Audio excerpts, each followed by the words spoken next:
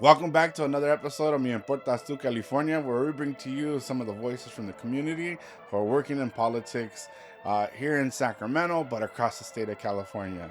Today's episode is a really important episode. As many of you have probably seen in the news, youth led movements across the nation and here in the state to say that they're not going to tolerate immigrant families being torn apart and that they don't tolerate the federal administration.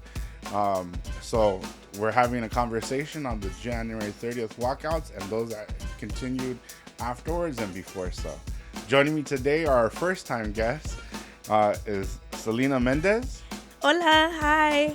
Marco Rojas, What's up, everybody? and Daylyn Exposito. Hi. How's everyone doing? How was your trip over here?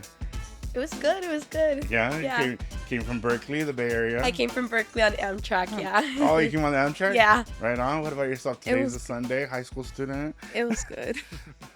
And for me, it was just like a easy 40-minute Sunday drive from Stockton to Sacramento. Beautiful pastures, That's great. And, typically most of our guests have all been from the Sacramento area. We're really glad that you all came out, made the trip, so you can share some of the experiences and stories of that you've experienced with all the protests and demonstrations that have been going on. What is it? But before we get into it, let's talk about yourselves a little bit more before we get into the real topic of the day. So we'll start with Daylyn. Daylyn, tell us. So you're a high school student here in Sacramento. What interested you into getting into this kind of movement, or how did you hear about brown issues? Found like a flyer at school that one of my friends gave me Uh-huh. and said that I would probably be interested in it. And then it was just you went to a meeting, and it was the rest is all history. Yeah. Oh, that's great. And then so what year are you, if you don't mind us asking, in high school? I'm a freshman. Oh, you're a freshman. Wow. Dang, starting early. I don't know about for anyone else. I didn't start my freshman year. But all right, Selena, tell us a little bit about yourself. Yeah. I'm originally from Santana, born and raised. That's right, Orange County Hey, Orange represent. County. We're having a And moment. and I came to UC Berkeley for undergrad, and I'm currently in my third year studying there. Dang. Well, thank you for being here. And Marcos. From Stockton, California, teacher at Franklin High School, home of the Yellow Jackets. Go Yellow Jackets. Yeah, just make sure it's not Elk y'all. Yeah, so born and raised in Stockton, in the east side of the town. The demographics, the problems that we see, it all intersects with a lot of issues. Even it doesn't matter whether it's in Orange County, East LA, East Stockton, Sacramento. Like it's all intersects. So it's like being that and doing the work there just matters a lot, And then brown issues and utilizing the org where we can work together to help combat and fight against justice, or fight for justice. Right. And you're a teacher in Stockton, is that right? That's right. Yeah. So, we got to shout out to our educators, right? Yeah. The reason why high school students are here in their activism, right? Yeah, for sure. Sometimes it's just the influence of a good mentor. Yeah, Right? absolutely. I would say that like most of the times, there's the narrative can go many different ways, but I'll say that for the most part, like the teachers really do care for the students and they're willing to sacrifice whatever it takes for them to have a voice, That's true. And, I think that kind of brings us up to the topic of the day. A lot of high school students, and I think we should all just thank Daylyn and all I her know, friends, right? right? Yeah, I know. For leading it. There had been several different demonstrations that had been done prior to this against ICE, against the Trump administration. But the high school students, and college students, of course, organized really well. So, Daylyn, tell us a little bit about, how did that conversation, how was it happening on campus about students wanting to walk out and so forth? What was that like? Well, like a lot of people are talking about how they didn't like what was going on. So they're like, let's walk out. Like show them that we have a voice. And was a lot of people in your classes or around the school very supportive, or how did the buzz happen? Was it one group, or did everyone start telling their friends? It was a lot. Social media helped because we Mhm. were posting about it and people had flyers around the school, like telling their friends that we're doing this. Dang. And awesome. And so I understand that you helped organize some of and participated in the walkouts. So what was that like for you? It was a little bit nervous because you were walking out, skipping school a little bit, Yeah. but for a good cause. Yeah. Oh, but it sounds like you had a supportive parent too, Yes, though. my mom came with me. Yeah. And has this been something like that y'all been doing for a while, making sure your voice is heard? Yes, I've been doing it for a while, like Dang. going to protests and all that. Oh, that's great. And what about for you, Selena? What was it like on campus? What was the pre-work that's done to organize something like this? Yeah, definitely. I think coming back from winter break, like we were seeing everything that was happening, like again, like you said on social media. Sorry. Sorry. Oh, you're Um, okay. Everything that was happening on social media, and so leading up to campus, especially given like Berkeley, we're so politically active. I mean, given that's where the Third World Liberation Front was born, free speech movement. I think it was just getting everybody on campus ready to organize. I know a lot of the student groups, like Students for Socialism, Students Organizing for Liberation, Student Justice for Palestine, were the ones that spearheaded the movement for the initial walkout. And as a community member, as like a Latina myself, it's so inspiring to see how quickly these students move to organize. And for me, it was using my voice, using my platform as, someone in student government, as a student representative, as a community member, to make sure that as many of us are out there, as many of us are using our voice. And given this day and age, social media is such a big tool right now. We had so many people come out to the initial protest, and it was so beautiful to see like people of different backgrounds, because this problem intersects with so many different communities. So it was really beautiful to see everybody out there. Now I have to ask one because I know a lot of the peers, my friends that might be a little bit older, we used to have this thing. Facebook was really popular when we were in college. I know it's a thing, but um, we would call them online organizers. So what would happen is Mhm. Facebook had, I don't even know if they still have it, but you could create an event on Facebook, Mm-hmm. and then everyone would confirm. And so when we would be calling each other, be like, how many people are going to show up to this protest or this demonstration? They'd be like, the event page says 100, and then for like the first like couple of months that page was alive, that was true. It's like if 100 people said yes, 100 people were going. And then as time expanded over, online organizers would be like, I got 1,000 people coming. Be like, we're like only 100 of them are gonna show up, because everyone would end up saying like that they're gonna show up, but that they wouldn't. Yeah, yeah, So online organizing is currently effective in today's world, right? But uh was there any in-person organizing for at the college or the high school?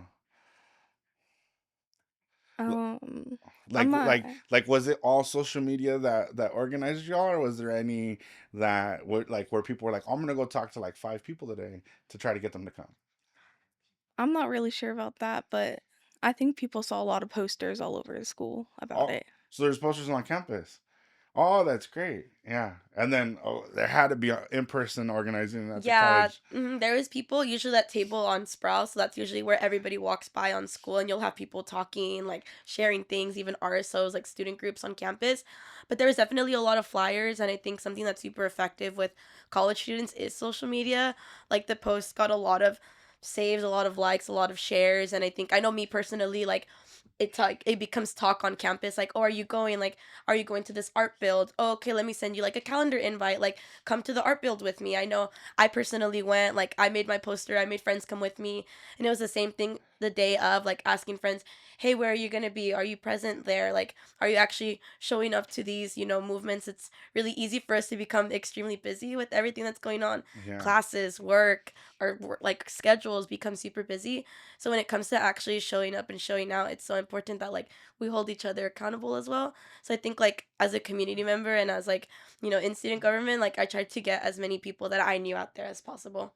Dang. And go ahead. Yeah, I was gonna just say because at Franklin, I know for a fact that it was pure social media. So Uh-huh. there are Yeah. some good social media organizers because Yeah. I know that we saw the traction from the post itself, but I also will say that at the same time, it was also like many schools coming together in Stockton. Mm. So what's interesting is they all found a meeting spot like downtown Stockton, out of all places. And this was schools from the north side to the south side, right?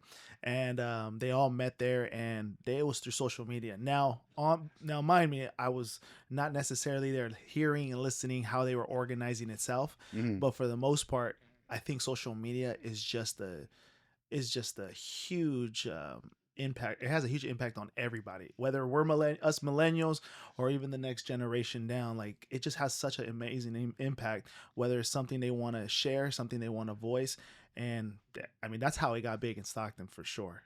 And so clearly we talk about social media a lot. So as someone who has a podcast and has Right. somewhat of a social Yeah. media presence, so what was the content that people were creating for it? Was it just a flyer they were sharing? Was it a video they were sharing? Like how were people learning and consuming it? Like what were they thinking? What was it like in the classroom from the students that you know? Absolutely. Yeah. I know for a fact that with everything that was transpiring from the summertime in LA to we're seeing what we're seeing in Minneapolis, I think that was like the build up. The post itself was just something that carried off from the build up. But people, you know what I mean, like our hand, they're angry, they're irritated, right? Because we're just seeing the power of law enforcement, the power of ICE, and it's getting it's getting crazy. Let's just call it what it is. And so yeah, as adults, like for us, we can say this isn't good, but we bring the wisdom, but the kids have the energy. They're the ones with the energy, and that's why their feet are on the ground. And that's why they were like, "I'm good. We're gonna walk out, and we're gonna." And it was nationwide, so that's just the power of really what they're seeing from their social media and they're seeing from their community. And they're like, "Nah, man, forget that. I'm good." So What about with y'all? What was the content like? On social media, there's like a post that had a map of how we're gonna get there and when to leave. Mhm. No, no, no. I So, love so that's it was like cool. it was a basic post, like just Yeah, a flyer. Yeah, Oh, so it wasn't no one like I doing love a that. video to tell you like please come out or I didn't see one. no? Yeah. Dang, maybe that's a thought for next time. Or maybe I'm too old to understand what's hip now. Man. and then what about for you, Selena? Yeah, I think there's always like like given Berkeley and like the resources that we have, we've tried to host a lot of like know your rights workshops and like doing a lot of infographics on like certain bills and legislations that are currently affecting like our immigrant and undocumented communities. Yeah. So I feel like there's been a lot of support for our undocumented students on campus and like our community there. And so when this post came out, it was only natural for everybody to repost, to share, to send it out to friends. And I know following the initial protest, I work in student government, and so our office hosted another demonstration on President's Day, and so we worked with a local chapter of Ponte Tus Moños, and we held a fundraiser specifically at our demonstration to go and support for people that have been affected and displaced by ICE. Mm. So for us, it was multiple posts, multiple interactions. It was incorporating cultural pieces and cultural chapters and organizations to also fundraise and support these communities. But I feel like posts, social medias, sharing things out there is really, really what's doing the groundwork right now. Yeah, and so what it sounds like is that it's not like it wasn't like a one-time thing. It sounds like there was a bunch of things that were happening and then that continue to happen, right? And so that's the whole reason why we call it a movement. So let's talk a little bit about like what was it like that day? And I think it sounds like you all have different experiences. So we'll start with Daylyn. Daylyn, and I'm picking on her only because if you've seen the news clippings from Sacramento, Sacramento these came out. And Sacramento's popping. they came came from out all pop. over Sacramento City, Sacramento County. Fortunately, they utilized the light rail system as a way to bring all students together. But we have to hear it from the source herself. Tell us what was it like that day? It was very like there's a lot of people, so it was a little chaotic. Cause light rail was super packed. We like kept shoving people in. And so we kept just adding like different schools in the bus or light rail. Yeah. And then we got there and there was even more people. And when I know at one school in Sacramento, they're like at 10:30, we're all walking. And then was there like a time set for your school as well? Yes, right after second period, so 10:33, Yeah. we all went out the PE gates Uh-huh. and walked out. And what did it feel like when it was like 10:30 came and you're like I'm either moving or like you move first or you move second, like I what was it like? Yeah, everyone just stood there for a little bit and then more people came out. So once one person went out, everyone started going out. Yeah. Someone's waiting for the first person to leave. Dang. And to go a little bit more on Sacramento, So all the high schools came together. How did you all organize that? How did that happen?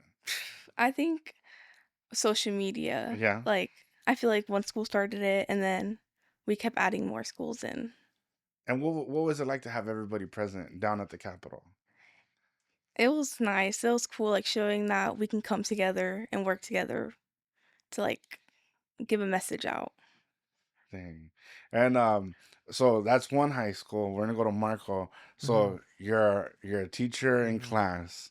You know that there's gonna be a walkout that Yeah. day. So I gotta give you the whole backstory. Let's hear it. It goes back to 2018. You're gonna be like, why, right?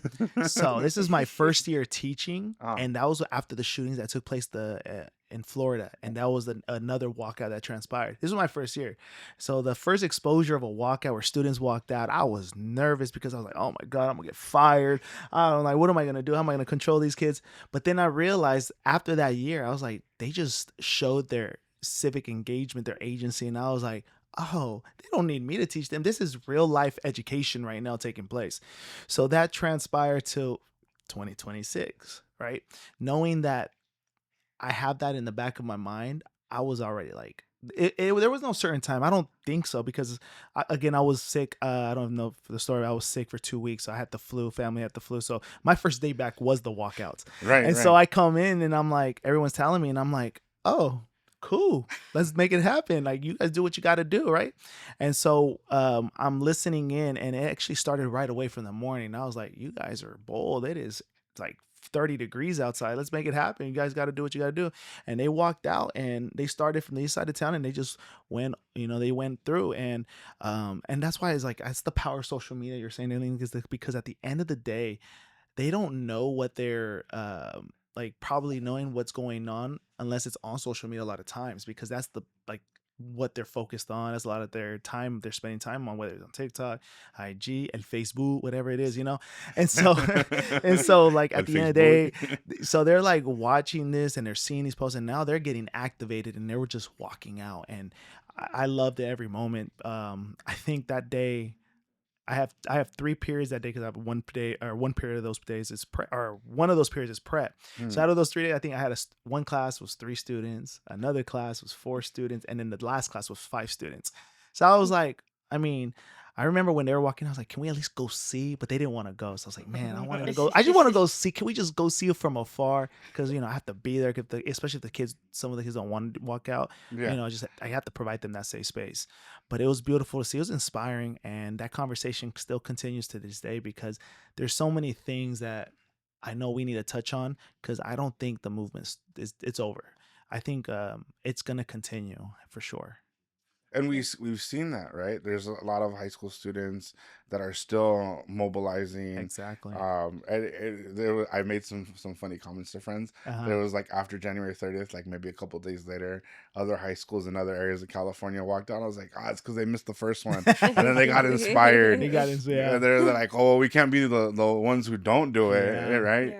Yeah. So but at Berkeley, there's walkouts all the time for Yeah. all kinds of great issues, and I don't roll my eyes in a sense that they're not important, but more so like, okay, so how is it? This one was an impactful walkout.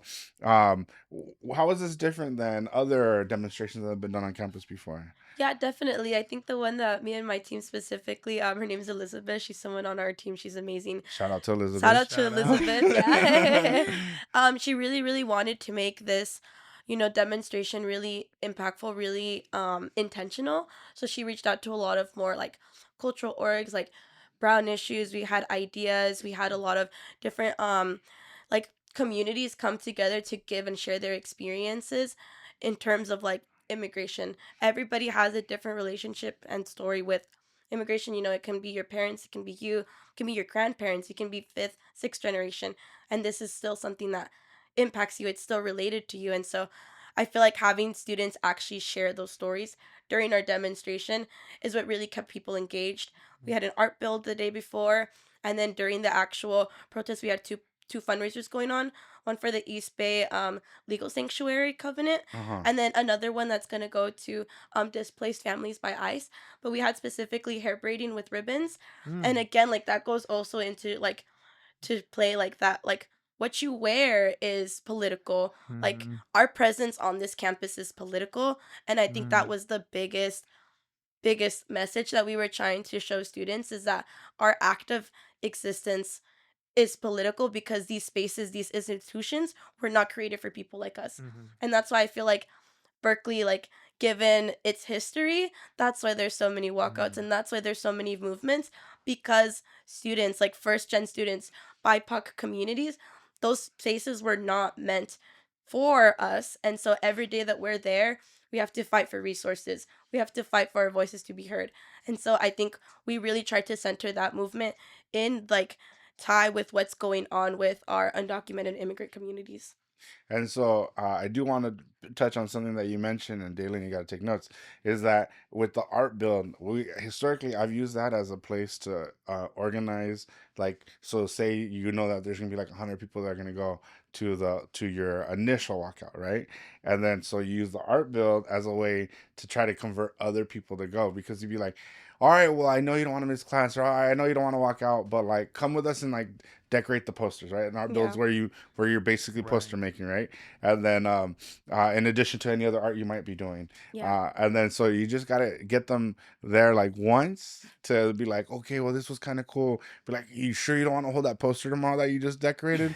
Like, are you sure you really don't? I'm Like, taking notes right now. I'm like, like, like man, I got some extra posters laying around. I, Let's go around I too, know. huh? yeah. No, it's great. Well, yeah. First you say, hey, like I need someone to hold a poster at a rally, and then they go, oh, I think I can do that. And then the next time they go, you're like, I need someone to speak at a rally, and Yeah. they're like, Mhm. yeah, I seen how it was done.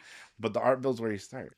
Yeah. Yeah, I think it's also important to know that, like, given everybody's different circumstances, there's so many different ways to engage now. Like, donating is a way to engage. If you can't be physically present due to, like, different circumstances, I think we all have different privileges. Like, I have a privilege in being able to show up to a protest. Other people aren't able to do that. So right. it's like through social media that they're able to engage.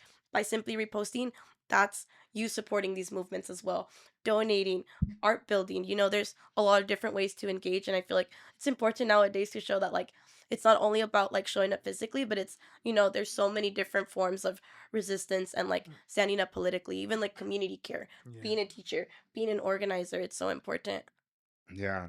And then so, I do have to ask the question, for at least the students, was there any pressure from teachers or administrators? Clearly not this teacher, right? But from anyone, at least what we've seen on other social media posts from other schools was that some campuses were saying you're gonna get your graduation taken away, like you won't walk in graduation, Mm. or you're not gonna be able to go to the prom.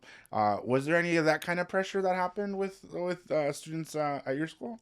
No, I don't like. No one told me that. Hmm. I don't think about anyone else told anyone.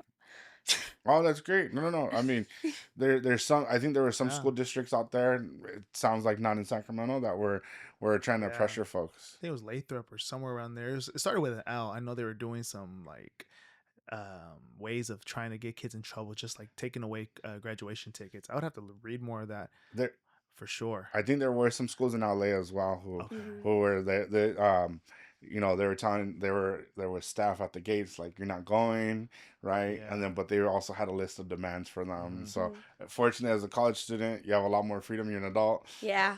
so there's not a whole lot of pressure. Was your faculty supportive of any of the classes you might have been in at the time? Yeah, I think some of the, like, a lot of, like, the ethnic studies professors and a lot of, like, our poli sci Shout out to professors. ethnic studies. Shout Let's out Hey, ethnic go. ethnic studies. studies Yes. major right here. There we go. Yeah. They're always so supportive of you walking out and, like, participating in this. So, like, I know I have a class the day of the walkouts that's, like, mandatory, and they were like, you like, we only have one excuse absence, and they're like, please feel free to use it for this. Like, they were encouraging students, don't let this class, like, be the reason why, like, you're not able to, like, participate in this. So I feel like some administrators and some faculty were definitely very supportive. But I also feel like ours, like, school as an institution, like, whenever there's rallies or whenever there's demonstrations, UCPD is always there. So we did definitely, you feel the pressure of, like, having security there on campus. But I mean, given how many students there were, like, it's like a safety protocol sometimes. But No, that's great, and it's really important to have supportive faculty and teachers. Marco, what is it like? You've been with students for a long time now. You've been very, very supportive of them. Tell us what kind of like role does that you kind of take on personally Yeah. when you're doing this? So I am an ethnic studies teacher and Chicano studies. Eh, So it's like I feel like a hypocrite if I were to get mad at them to walk out. Let's leave it as is, right? The fact that our classes were built based on the walkouts and so on and so forth, like I knew that. I just knew that for me and our students, they were second guessing because you can get nervous, right? This yeah. is something that is new or something that you got to deal with higher authorities, and you're just worried about that. I just remember having a conversation because they're like, "Are you gonna go with me?" I was like, I look back, I had those three students. I'm like, I'm kind of responsible for them, right? Yeah. But then I was like, you guys have the power, go, and they did it, and even though they hesitated, they knew that there was going to be some, at least as how I felt, they knew they had some teachers that were going to support them. And I know many teachers on our site did support them. There's other teachers that kind of made comments about it that kind of they're trying to throw off the movement, but ni los voy a dar caso, right? Because at the end of the day, they are people that hinder the movement, right? And so for the fact, like for myself, and I know many of my colleagues, shout out to the ethnic studies team in Stockton Unified. Yeah. They know what's up, and we're continuing to put pressure in whatever ways we can to make sure that oppression doesn't last in Stockton and throughout California. But one thing that I do know, and I know maybe we'll talk about this like post the walkouts, but we have made the superintendent now like say calm down, all right, let's have a minute, so let's talk about what you guys want to ask us. So right now we're trying to organize that in a town hall meeting with many leaders from Stockton and throughout the Central Valley for that reason, because of January 30th. So Yeah, let's have a conversation about that. So, as I said, this is a movement. So it starts from something that happened early on. For some of us, the movement is forever. But and then the action happened, and now what happens after the action? So would love to learn what's happening. What are the conversations like? Has anyone doing anything else? What are y'all doing? What is it going like? We'll start with Daylyn. Hey, this is a teachable moment. This is a class that you didn't sign up for. Exactly. Right. Well, you actually did. I'm not really hearing a lot of conversation about it anymore, but there was some like the week after it happened about how many people showed up. Were your And teachers like able to talk to you too? Were they like, hey, this is a conversation we should have? Like, were they encouraging in those conversations? They at least add it to their curriculum rather than just teach the curriculum itself? Or one of my teachers, my ethnic studies, let's Hey. I'm telling you, we're just built different, which is my right? favorite class. So So what was that conversation like with that teacher? he was happy that we did it, and he was proud of us that we went out and spoke out against what was happening. And were any of the students wanting to do more after they seen everything that happened and they did the action? I haven't heard any, but there's probably some. Yeah. Yeah, right on. And what about for y'all? What is the next action, or not action, but the next steps that have been taken after that your action? I think for us, since given we're a UC campus and a university, for us it's always fighting with our administration on what we can change and what we can feasibly do for our students. I know one of the things is Berkeley, the city itself is sanctuary, but our campus is not. So we're constantly, Really? so we're constantly Oh, wow. urging administration and telling them, how are you going to center and protect undocumented students, undocumented workers?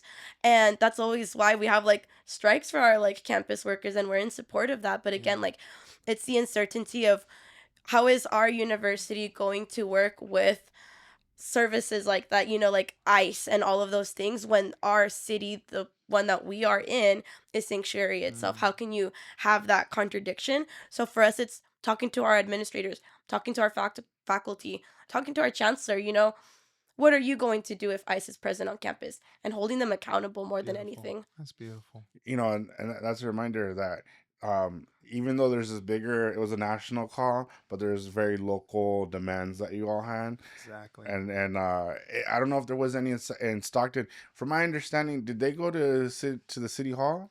They went everywhere. Yeah, they They went everywhere. Just keep it as straight as Some ended up in City Hall. Some went downtown. I would have loved many go to the district office Yeah. because it's like right there. Oh shoot. But they kind of took a right and went to In-N-Out. But it's cool. That was another grill, you know. Yeah. But everyone did their own thing. I know for a fact though the board did hear us though, right? And when I say us, I'm talking about the students, right? Yeah. The board heard the students, and it forced the board to now have that town hall meeting that we're having on Thursday, where some of my students will go and ask questions, and they're organizing that right now as we speak to them, because it's not just the superintendent and the board. You have our state senator, Jerry McNerney there, one of the faculty member, one of her right hand leads, Radisha Ransom, Assembly Member Radisha Ransom, and other folks. So they're like kind of struck. They're like kind of nervous, but at the same time, tell them it's okay. Like just let's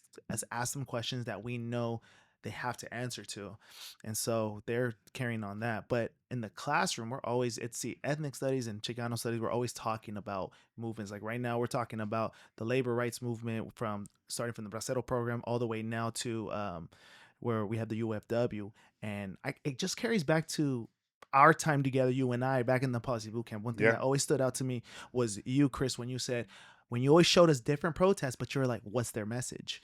And I think that's the biggest thing that Stockton lacked just a little bit, where I honestly would say there's messaging everywhere, right? We have the Mexicano flag, we have different flags, but I'm like, listen, this problem is not just Mexicanos. There's so many more. So we need to stand. We need to be more organized with the messaging. And so like I'm trying to make that clear every single time we talk about labor rights movements, because we look at the UFW movement. They had their message to the T. It was clear. You look at different movements with ethnic studies in the beginning in the 60s with the Third World Liberation Front and the build of the ethnic studies college. They had a message. It was clear. That's the one thing. Again, they're high school students. This is a learning moment, so we can't knock them because they got the power, they got the fire, but the messaging, we just got to tweak it a little bit. We got to know what do we want at the end of the day. So yeah, no, that's true. And that's how we did meet, through the policy boot camp that Brown Issues hosts here at the state capitol. And messaging is key. And fortunately, you're all high school students, so I think we all gave you grace. I mean, some of the high schools out there didn't have any signs, or it was just like, ice out, or the next day they did another, like a small walkout, a group of students. So they came in my room and they're like, "Can I borrow your Chicano flag real quick?" I'm like, nah, bro. I'm like, nah, man. I was like, I can't have that happen, right? It's just like, I want them to make sure, like, I told them, I was like, good, let's get some poster paper out, but they're like, no, I just want the flag. I was like, okay. So they just left the classroom. But, I think that's what it comes down to, man. Like, it's the message. Let's just leave it at that.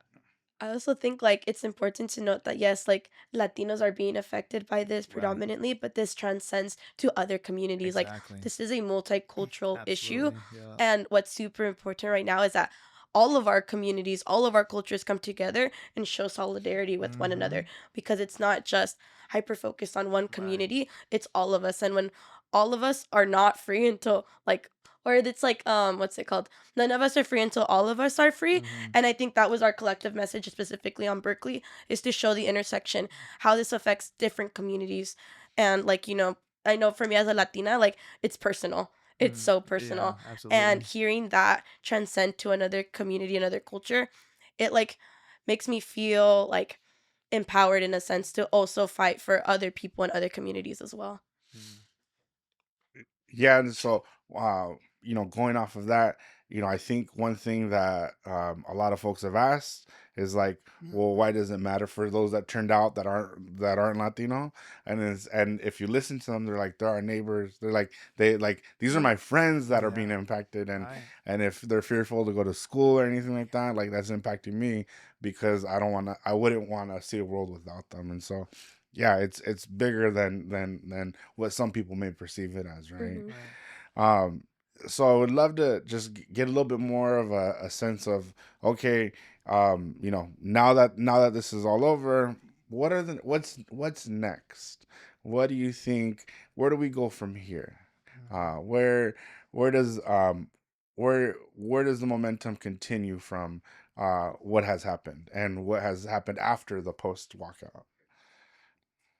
I mean, I will say, for the fact that I'm gonna keep teaching about it because I feel like you just mentioned, the movement never dies, so it's always gonna be taught about. I'm always mentioning. I'm glad that I don't always have to go back to the past to mention student walkouts. I don't have to only start at the East LA walkouts in the '60s. I can be like, look, y'all did it in the 68, 68. 68, 69, Yeah. right? And so what was cool about it was the fact that it just continues to have that conversation. We're building upon that and growing that level of education for the students. For their organizing, we're still figuring that out, what that looks like. But for the most part, I know that it's just, again, having that conversation about education and why the same reasons why they want to fight back against our communities is a lot of times they want to make sure we're not as educated and on these issues. Yeah. And that's where we need to educate them. And then that's what empowers them. So they're, that part of it. So And what about for you, Daylyn? What do you think now that you heard the chatter before the walkout and you've seen the post and all your friends also seen it? Then you participated. You heard conversations happening that day, and then you heard some conversations happening afterwards. And more specifically in your Chicano Studies class, where do you want to see your generation of folks continue? Well, I think we should still post about it, like what's going on, and I want to learn more about it, like in my ethnic studies, Hmm. because we just started it. Oh, okay. No, that's great. And then, I mean, hey, you're just a freshman. Imagine, like, if you're a senior, you're Yeah. still developing as a leader on your high school campus. So that's great. No, really appreciate that perspective. What about you, Selena? There's so much to focus on. I think for us, it's continuing at a local level, at a university level, like urging our administration to listen to us and to center students' protections and students' rights. It's encouraging students to go out and continue protesting, to go out and use their rights as citizens, as people, to like have their right to expression and to continue to supporting these movements. And on top of that, it's also fundraising. It's supporting the organizations that continue to center these communities and our grassroots in their movements. So that's why we're trying to host fundraisers, trying to keep, like you said, our communities informed because education is power. And I think for us as Berkeley students, we have the privilege to be at an institution that has so many resources, and it's engaging our local communities, engaging our families into what they have the rights to do and what they can engage in. And so for us, it's multi-layered, it's multifaceted, the different things that we have to work on, but it's an everyday thing. And I'm excited to continue working and to continue pushing that movement forward. Dang, no, that's really important, and for college students who are broke most of the time, being able to fundraise for families and for people who are impacted. And I only say that because college is super expensive, and we got to do something about affordability. Yeah. Not that you guys are broke for other reasons, but to fundraise, like that's money that you could be doing with other things with, and that's very important, and very appreciative of that.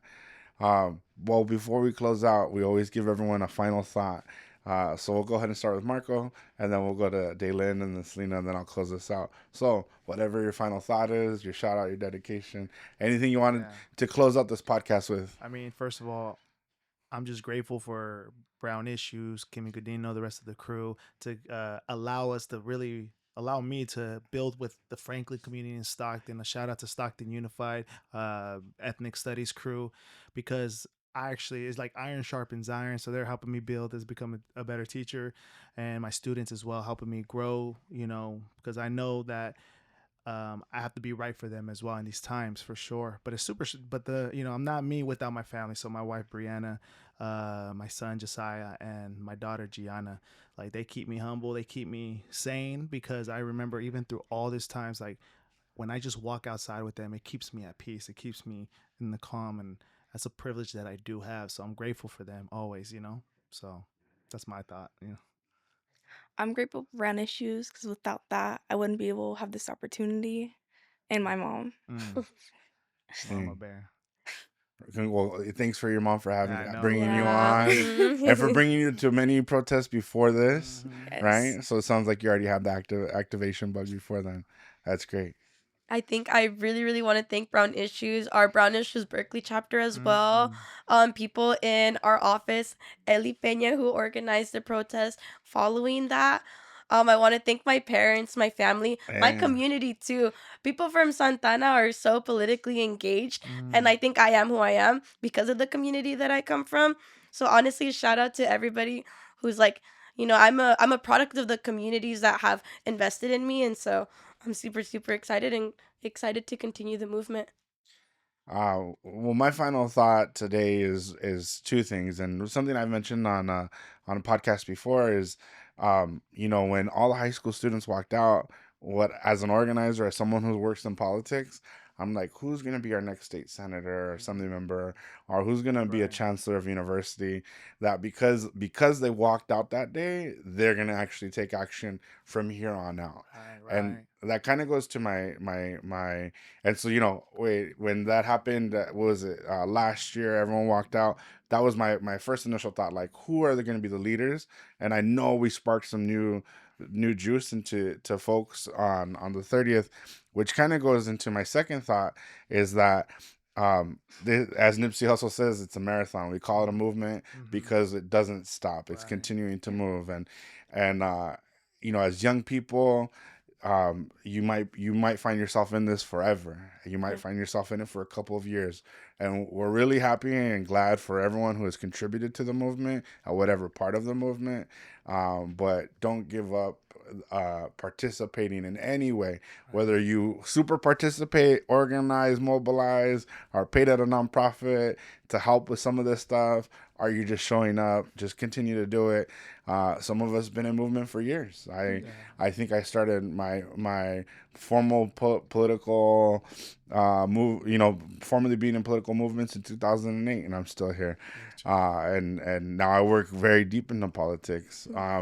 But I've had friends come and go, friends checked out, and that's okay too. But for all the youth that came out that day, we're excited to have you come and be the new blood. So thank you all for joining me on the podcast. Thank A very you. important conversation, very timely For for California. sure. Thank you so much for having us. Thank you. Thank you. Drive home safe. No. Yeah. Daylyn's like, I'm taking the light rail. We're gonna pack a bunch of people in there. Christopher Sanchez, your favorite Chicano on politics. You're now tuning into And you're listening to Importas Tú